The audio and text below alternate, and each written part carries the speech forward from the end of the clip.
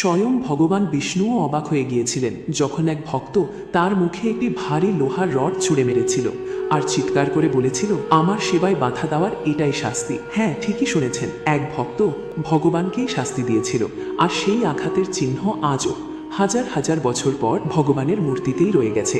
ঘটনাটি একাদশ শতাব্দীর। শ্রী রামানুজাচার্যের এক শিষ্য ছিলেন অনন্তালবার। তিরুপতির পাহাড়ে ভগবানের জন্য একটি ফুলের বাগান তৈরির দায়িত্ব দেওয়া হয়েছিল তাকে। অনন্তালবার তার ভক্তিতে ছিলেন অত্যন্ত দৃঢ় ও এগোয়ে। তিনি স্থির করেছিলেন এই সেবায় তিনি কারো সাহায্য নেবেন না। এমনকি তার স্ত্রী তখন গর্ভবতী, তবুও দুজনেই নিজের হাতে মাটি খুঁড়তেন, পাথর তুলতেন।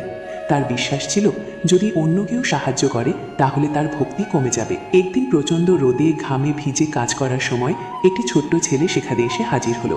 সে বারবার অনন্তালাবারের ঝুড়ি তুলতে চাইছিল। অনন্তালাবার তাকে ধমক দিয়ে বললেন, দূরে থাক, আমাকে আমার সেবা করতে দাও। কিন্তু ছেলেটি শুনল না। বারবার সে মাঝখানে আসতে লাগলো, কখনো পথ আটকাচ্ছে, কখনো মাটি ফেলে দিচ্ছে। অনন্তালাবারের মনে হলো এই ছেলেটা তার তপস্যা ভাঙতেই এসেছে। রোদ ছিল প্রচণ্ড, শরীর ছিল ক্লান্তিতে ভেঙে পড়ার মতো, আর রাগ পৌঁছে গিয়েছিল চরমে। যখন ছেলেটি আবার ঝুড়িতে হাত দিল তখন অনন্তালাবার আর নিজেকে সামলাতে পারলেন না। হাতের কাছে থাকা ভারী লোহার রডটি তিনি পুরো শক্তি দিয়ে ছুঁড়ে মারলেন সেই শিশুর দিকে। রডটি গিয়ে সরাসরি আঘাত করল শিশুটির থুতনিতে। কাঁদতে কাঁদতে ছেলেটি দৌড়ে মন্দিরের ভিতরে ঢুকে গেল।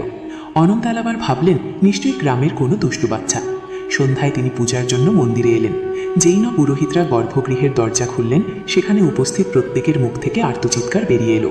অনন্তালাবারের পায়ের তলা থেকে যেন মাটি সরে গেল।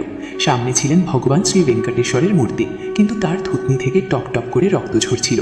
সেই মুহূর্তে অনন্তালাবার বুঝে গেলেন ওটা কোনো সাধারণ শিশু ছিল না, স্বয়ং ভগবানই এসেছিলেন নিজের ভক্তের বোঝা হালকা করতে। অনন্তালাবার কাঁদতে কাঁদতে ভগবানের চরণে লুটিয়ে পড়লেন, প্রভু, আমার দ্বারা ভয়ঙ্কর পাপ হয়ে গেছে, আমাকে শাস্তি দিন। তখন মূর্তির ভিতর থেকে এক কণ্ঠস্বর ভেসে এলো, অনন্ত, কেঁদো না, এই আঘাত আমার কাছে ফুলের থেকেও কোমল, কারণ তুমি এটা তোমার অধিকার বোধ থেকে করেছো।